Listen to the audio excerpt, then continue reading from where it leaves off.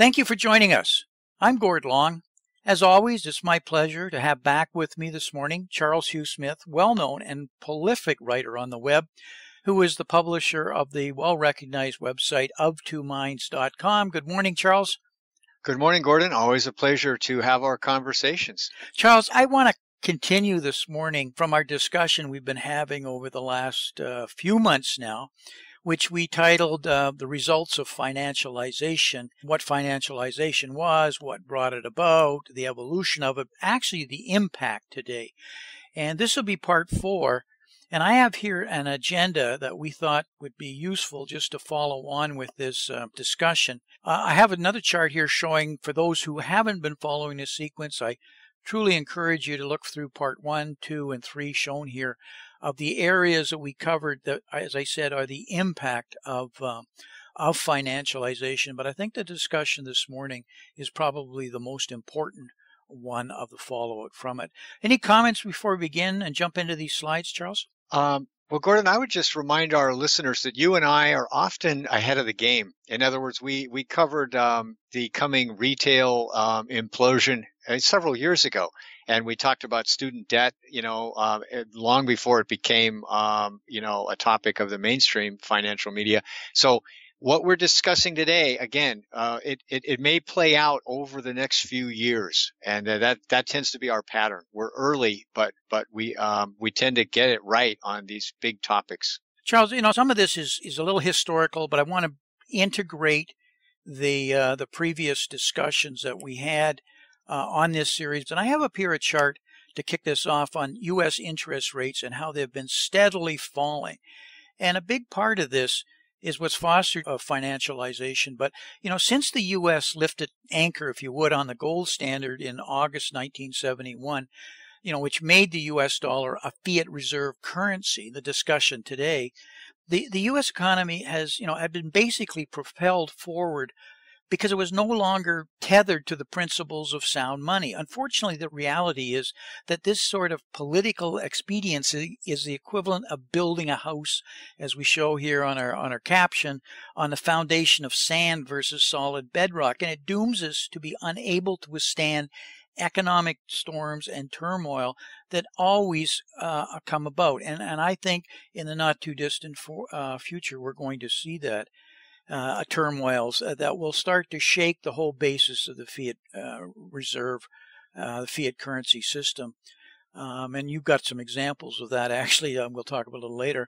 As a consequence of coming off the gold standard, the international balance of payments, and we talked about this in one of the other previous shows, in 1980, forced by 1980 that the settlements for balance of payments would use credit. And, when credit exploded, primarily centered out of the mounting U.S. trade deficit, which was financed by foreign and Japanese mercantilism, with the balance of payment settlement credit that they were getting being used to buy U.S. treasuries, thereby triggering a steady fall in interest rates. And that's what started this whole downward slope that we're seeing on this slide. But falling interest rates were also assisted by the parallel explosion in newly created high-yielding securitization products, which could be placed on the balance sheets as assets, then used as collateral to fund more credit.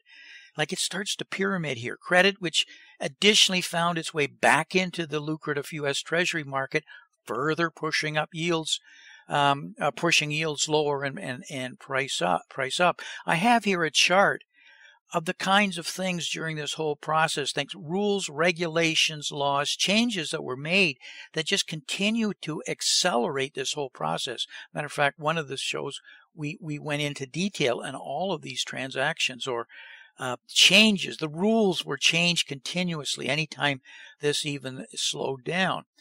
And, falling yields for holders of long-dated notes and bonds, people forget, was capital gain. So as the interest rates fell, the price of the bonds went up. For those who were holding it, there was huge capital gains. That capital gains in turn was used as credit, as collateral, to foster even more credit. And so when you look at any charts and you start to see explosion in credit, understand where it came from and what it's built on. And I'll use the metaphor we started with, a house built on sand, because if that collateral starts to fall, all of the underpinnings of the debt starts to fall with it. Those become giant margin calls. Any comments so far, Charles? Well, I think you've got a great slide here, Gordon, with the what's called the results of financialization part 4, in which you list all of these changes in the rules, which made it easier to create more leverage and more credit. And so, just to give like a really quick, concrete example, imagine you bought a house for $50,000 in 1980 or the 80s, when we were when all these changes started to occur, and then suddenly your house is worth 500,000, right? And now you can borrow $250,000 off of that new collateral that was suddenly appeared because of the financialization of mortgages and real estate. Well, and then let's say your house goes up to 750,000, and now you can borrow 500,000, and then you buy some stocks, and then you can margin half of the value of your stock account. Well, so as an example, you can see that we've now piled up $750,000 worth of credit on an asset, the house, that was purchased and was once worth only 50,000. And that's just like a little real world example of this whole process we're talking about. Immense sums of credit and leverage are being erected on basically an inverted pyramid. The actual underlying collateral is actually quite small. Charles, to support your point, this chart here shows, you say about house prices going up, but take everything in the household, and we've got $96 trillion worth of U.S. household net worth alone. I haven't even got a chart for what it is globally, because we've seen asset appreciation. Primarily, housing is a dominant one in most households, but there's all assets, from whether it's stocks, bonds, various other types of securities, art, etc. Since 2008 and the financial crisis, it's up $40 trillion. And we're still pumping money, theoretically, because we finally had a recovery, if you believe that. I don't happen to believe that. But I guess the question is, how solid is this household net worth that we see here? Right. Charles, the next chart may even help it a little bit better, put it in perspective. This is the household net worth that we just talked about, but comparing it to GDP, it's now clearly out of line with the GDP. And typically when it does get out of line, we see this here, it starts to fall back. It can't do that this time. I mean, it can, but each of these waves gets bigger, and when it collapses, even more dramatic. And the problem now is if we have a collapse, and this next chart I think really shows it, is what you referred to, is the amount of leverage that's now been built into the system. So we got bad collateral, underlying collateral that's supporting it, or questionable or insufficient, very little, because it's so highly leveraged. But the degree and the level that we're now at in relationship to the economy, this one's showing it in relationship to the stock market, pushing it up, says that if it starts to collapse, the bottom is a long ways down, potentially. Comments? Right. And so again, just to take a real world example, most of us are familiar with margin calls and margin accounts in stocks, and that if you buy $100,000 worth of stocks with cash, and that rises in value to $200,000, you can then borrow $100,000 against the account and then buy more stocks. And so you can keep pyramiding the amount of stocks you own. But when the stocks fall 40%, then you have to start selling your account to raise cash to reduce your margin. And so that becomes a self-reinforcing process. As selling pushes down the value of the collateral, then you've got to sell more to raise cash. And so that's why this whole dynamic that we're describing with increased leverage and credit expansion, it's extremely fragile, because once it reverses, then everybody has to sell to raise cash to pay down their debt. And that process feeds on itself. And what everybody forgets, everybody continuously, is when it starts to collapse and you want to sell, there's not enough liquidity typically to sell into. So you have to sell what you can actually sell, not necessarily what the heck you want to get out of. So you end up being forced to sell good things to hold up your margin capability or to handle your margin calls. And then you can't get out of the bad stuff, and then it just gets worse because liquidity just disappears instantaneously. As everybody runs to the hills, and everybody else are having margin calls or are just wanting to protect what they currently have. And that's when it happens so quickly, and it's very difficult to react. What triggers it consistently, Charles, well, there's always something that gets the headlines, but often it's just because everything gets too expensive. And eventually that mountain is just too high to scale. And this chart here is as good a chart as any of representing when things get too high. And that is when your assets of the household in relationship to disposable personal income reach a threshold of unaffordability. And you can see we're at levels of the last two crises we had, 613, 657 is what brought down the markets. We're at 670%. So, we're well stretched in whether fundamentals, no matter how we look at it, endless people warning about the markets. But I need to stop here right for a second, Charles. I'm not saying this market's about to collapse. And I mean to make another point here is because what we have learned is the governments and the central banks changed the rules. They changed the rules dramatically. And we did a show on how they did that with make to market and that sort of thing, conservatorships, nationalization in previous shows. And you can expect that this time because of the magnitude of the collapse. And if you thought quantitative easing was a trial kind of proposition, the next kinds of things that we're going to see, I think, will surprise us. We talked about things like helicopter money, guaranteed incomes. There's going to be changes that we would never accept currently. But when you're in the middle of a crisis, it's amazing what people will accept just to get the status quo back. Comments? Right. And what we have here, the next slides are, you have a slide here on the results of financialization, our part 3 that we covered, the big reversal, in which we covered dynamics that are part of the fundamentals of the global economy, like demographics and debt and technology disruption.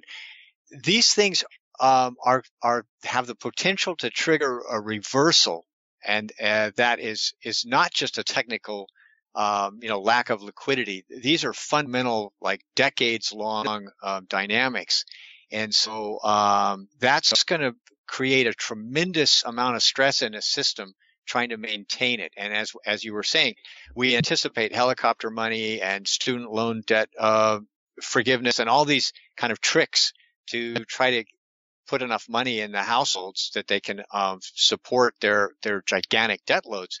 But there's counter currents that are going to make this increasingly difficult, and hence increase the instability and fragility of the whole system. And you have a great slide here where it's called, you go through the coming big reversal, and these fundamentals, savings and investment and returns. These are factors that can't be solved by just giving money away to households or lowering interest rates. These can't be overcome with the usual bag of tricks. Precisely. And we can talk about in the short term. We've got liquidity starting to dry up because of the normalization of the balance sheets that the Federal Reserve's going through. We're seeing taper beginning in the ECB. So we're seeing this quantitative tightening beginning, which will, in the short term, should trigger some of this, but I think you'll see them reverse that as problems come in. Impairments, defaults, we're seeing it in the credit cycle. So a lot of this, you will see the central banks and the governments reacting to try and stop it. But as you're correctly pointing out, and we in the show we did on a big reversal, there's a glacier that's shifting right now. You can't really see and feel it. It's going to take between 2 and 5 years for it to really wash wash along here as outlined on this coming big reversal, because it's centered out of demographic. It's centered out of less savings that's falling at a rate less than investments. The government's needing more money, less money being available, shortage of collateral to undermine it. We went through a lot of this. The Bank of International Settlements laid it out in a very long paper to warn the central banks what they need to do. But so it may not happen. Somebody's going to, I know, is going to write me a nastygram in the spring and say, hey, the market looks fine, Gord, what were you talking about? Because they will be changing the rules. But eventually it's going to happen. And because it's just, these cycles can't go on forever.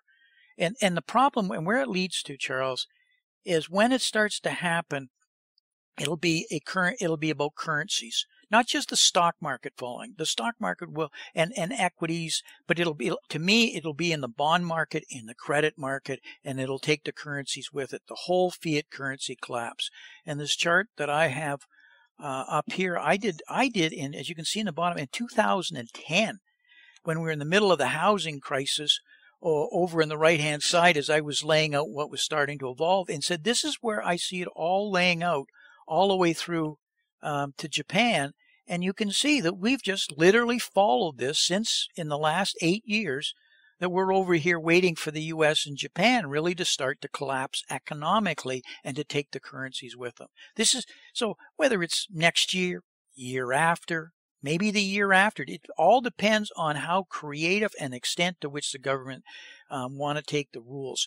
And, we've talked about, when you're taking the rules, about forget them buying the bond market, which they now control. You've got Japan buying the stock market, only 5% of the stock market, 70% of the ETFs, other central banks doing that. You'll see, in my opinion, the Fed in buying the stock market to hold up asset values. Otherwise, the entire pension system, insurance system will totally implode. And it's near that right now. Right. And I think just to kind of recap, one of our points here is when credit and leverage expand faster than the underlying real economy as measured by GDP or by productivity, you're creating an unstable system. In other words, if you're borrowing $1,000 for every $10 of GDP growth, eventually the cost of servicing that skyrocketing debt inhibits productive investment, and basically it spirals in and implodes because you don't have enough income to pay to service the debt, and you don't have enough leftover money to invest in actual productive, capital investment. So there's that cycle. And then we've got another cycle that's also is self-reinforcing, which is we're relying more and more on marginal collateral and marginal borrowers. In other words, the people buying the bungalows on the left and right coast for $1 million, they're really stretched. It's like they're really not qualified, but the system has now bent over backwards to lend enormous sums of money and create a lot of leverage for these really marginal borrowers who are, just one paycheck away or one missed bonus away from defaulting. And then, a series of defaults will also bring the system down. And lastly, we have this whole idea that the central banks have created a huge amount of credit and liquidity, right? And it's flowed into assets and created these asset bubbles in stocks, bonds, and real estate.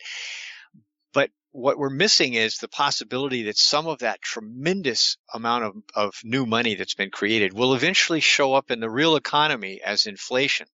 And that's something that we've discussed in previous programs. The system is set up for zero inflation or very low inflation. And the system really can't handle higher inflation, which is an inevitable result when you create trillions of new money that's not really flowing into productive expansion of goods and services. Charles, there's so many things that can bust this little bubble that we're in. We got China, which had the fastest credit expansion in history, now showing cracks. Housing. I just read a paper here about the New York commercial real estate office market in trouble. High-end art is in trouble. We could go on. And when I say in trouble, the cracks are starting to show.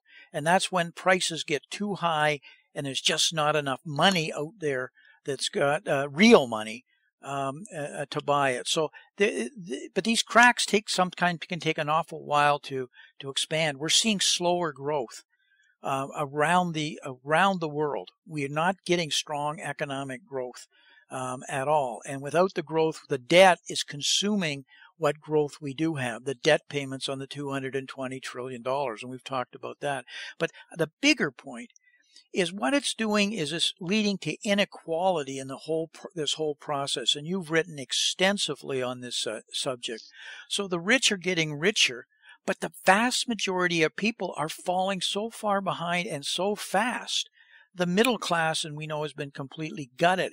Maybe more importantly, we have 74 million millennials now becoming a dominant voting bloc and are in the labor market, can't even survive to pay their student loans barely.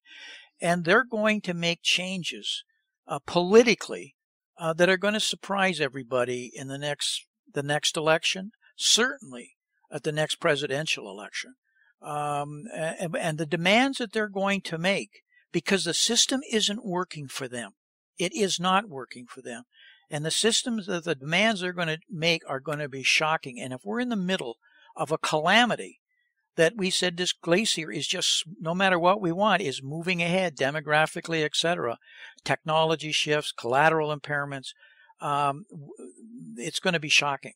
And I think that, and this is actually good news, because the whole idea of a fiat currency is flawed. And the quicker we return to some methodology of sound money, and get a balance on a globalization, the better off that mankind will be. It's just a change is painful, and it usually takes a very painful crisis for this sort of thing to happen. But don't ever underestimate the human abilities and desire and ability to overcome. And this new generation, they'll force it. I really believe they force it, and they're not going to allow the governments to attempt to kick the can down the road anymore. Well, that's an excellent point, Gordon, because we're talking about these demographic social changes that may appear glacial when we're just following, the perturbations of the market on an hourly basis, but these are multi-generational. And I think I just want to touch real quickly back on the idea that the government, you have a slide here, the government's going to kick the can down the road. And the easiest way to kick the can down the road is to borrow a couple of $1 trillion every year and give it away. In other words, it can be a tax rebate. It can be a student loan forgiveness. It can be a $10,000 grant to every household. It can be universal basic income. There's a lot of different options. But the bottom line is you can't fix what's broken by just borrowing more money and giving it away.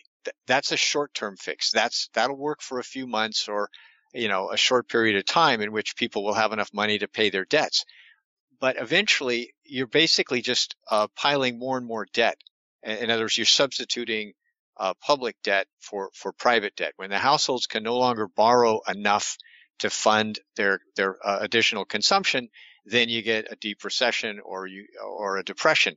Then the government steps in and starts borrowing trillions of dollars that were once borrowed by the private sector. Now the government's going to borrow trillions and give it away to the private sector so that they don't default on their existing debt. But these are just tricks. And eventually what we're saying is those tricks come back and undermine the value of your currency, your so-called money. And this is what we've seen currently in Venezuela, that it used to be 10 bolivars. The unit of the Venezuelan currency is called the bolivar. Used to be 10 bolivars to the dollar as recently as 2012. And then it fell to 6,000 bolivars to the dollar earlier this year. Now it's 98,000 bolivars to the dollar. They've destroyed their currency by borrowing money without any appreciation in productivity or in the actual GDP, the goods and services produced by their economy. And that's the pathway. And we like to say, oh, it can't happen here. And it doesn't have to be that kind of vast hyperinflation. It can simply be 10% a year. And in a few years, you've lost half your money. That's what the law of compounding interest will teach you, especially when it's working against you. You don't have to look very far for proof of everything we're seeing, Charles. You just have to look at the price of Bitcoin.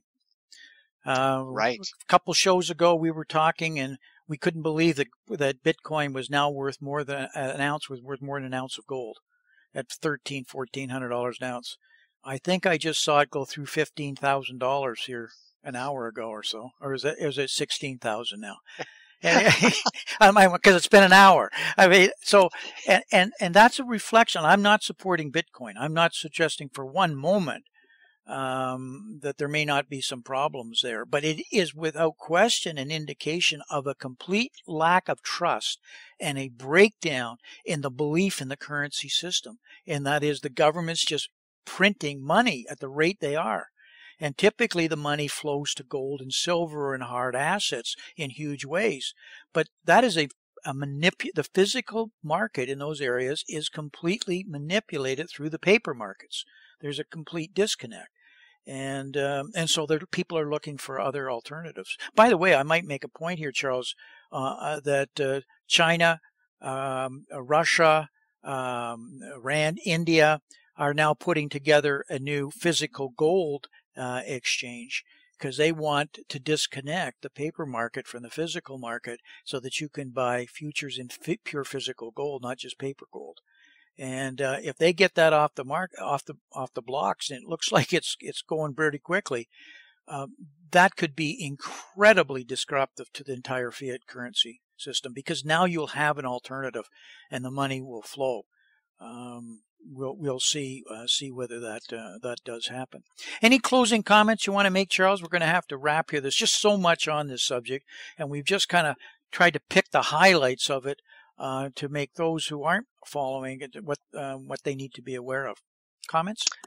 Yeah, my last comment, Gordon, would be that what we're all facing, any of us with any kind of income or assets, capital, is how do we protect the purchasing power of our earnings? The money we've earned and the money we've saved or invested. How do we protect the purchasing power? In other words, the amount of goods and services that our money can buy.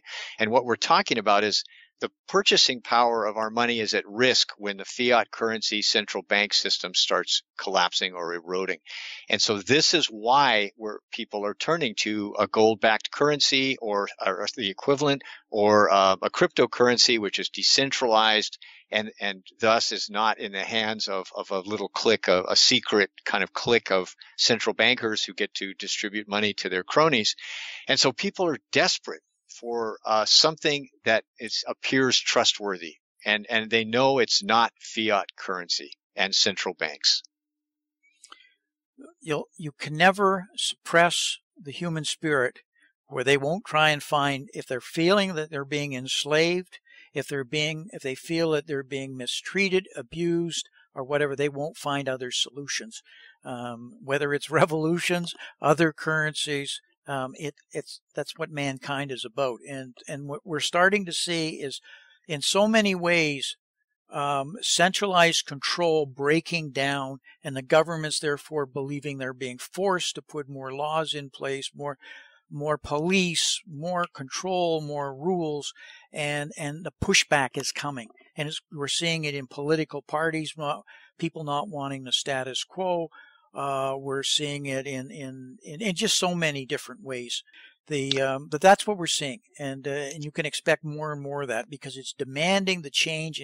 And I guess what I'm trying to say, Charles, we've reached a point where it is time for change. It is time to rapid change, and that change is about decentralization versus government centralized control. It's pushing control and descent down to a lower level.